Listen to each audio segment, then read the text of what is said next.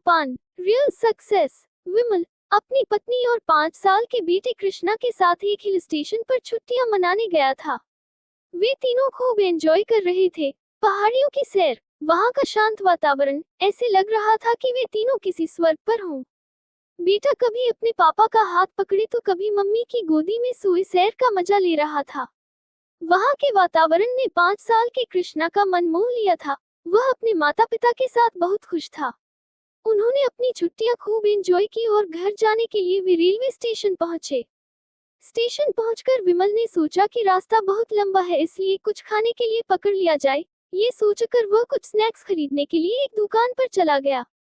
कृष्णा अपनी मम्मी के साथ खड़ा था। अचानक स्टेशन पर बहुत भीड़ इकट्ठा हो गई। कृष्णा भीड़ में कहीं गुम हो गया। मम्मी ने जब कृष्णा को अपनी नजरों के सामने नहीं पाया तो वह बहुत बेचैन हो गई। उसकी नजरें कृष्णा को ही खोजती रहीं। कुछ देर बाद जब विमल आया और उसकी पत्नी के साथ बेटे को खड़ा न पाकर वह बहुत घबरा गया और कृष्णा के बारे में पूछने लगा। स्टेशन पर दोनों अपने बेटे को खोजते रहे। दोनों ही बहुत परेशान थे और रो रहे थे। उनकी आंखों से आंसू रुकने का नाम ही नहीं ले रही थी। 2 घंटे तक रो रो कर उनका बुरा हाल था। उन्हें समझ नहीं आ रहा था कि क्या किया जाए। तभी रेलवे के पुलिस सहायता केंद्र से जानकारी मिली कि उनका बच्चा सुरक्षित है और उनके पास है। वे दोनों दौड़ते हुए पुलिस सहायता केंद्र पहुंचे और अपने बेटे को गले लगा लिया। उनका बेटा कृष्णा भी बहुत डरा हुआ था। अपने पेरेंट्स को सामने पाकर उसके चेहरे पर हल्की सी मुस्कान आ गई। कृष्णा को लेकर वे रेलवे स्टेशन पर पहुंचे और इस बार विमल ने अपनी पत्नी से कहा, मैं घर जाने के लिए टिकट लेकर आता हूँ। तुम कृष्णा का हाथ पकड़ी रहो और उसे मत छोड़ना। ऐसा कहकर विमल टिकट काउंटर की तरफ आगे बढ़ गया और कुछ ही देर में टिकट लेकर वापस आ गया। चलो, प्लेटफॉर्म नंबर 4 पर हमारी ट्रेन आने वाली है, विमल अपनी पत्नी से बोला।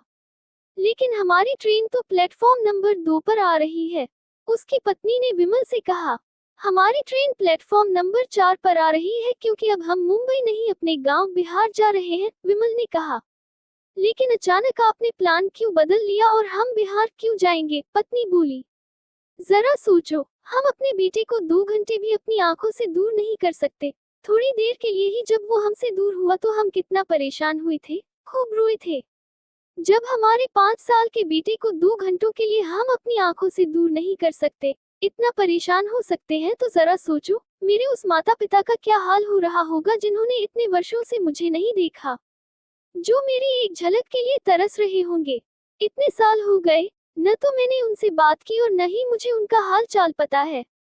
बचपन से लेकर जवानी तक कभी भी मेरे माता पिता ने मेरा हाथ नहीं छोड़ा। लेकिन जब मैं बड़ा हुआ और सफल हुआ तब मुझे लगने लगा कि मैं अब बड़ा हो चुका हूँ, बड़ा बन चुका हूँ, इसलिए मैंने उनका हाथ व साथ छोड़ दिया।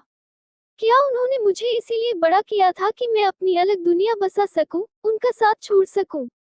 अब मुझे अपनी गलतियां समझ आ रही हैं, इसलिए अब हम उनके पास जाएंगे, उनसे अपनी गलतियों की माफी मांगेंगे। उन्हें हमारे साथ की जरूरत है और मुझे भी उनके साथ की।